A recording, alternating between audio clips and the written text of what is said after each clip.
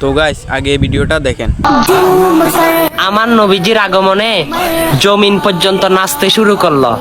আজকে আমার বুকে পা রেখেছে রহমাতাল্লিল আলামিন।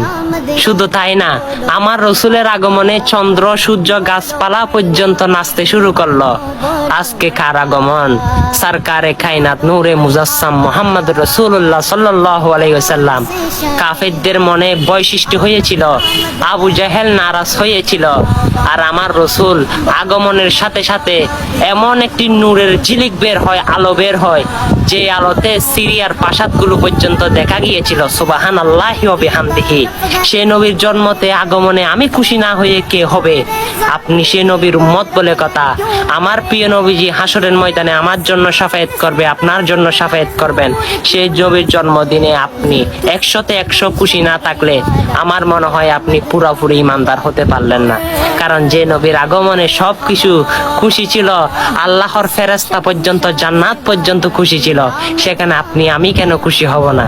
চলুন সে নবীর মিলাদের কথাটা সকল মুসলমানের কাছে পৌঁছে দিই। যিনি জান্নাতের বাদশা, তার কথাটা সকল মুসলমানের কাছে ছড়িয়ে দিই। আমিন।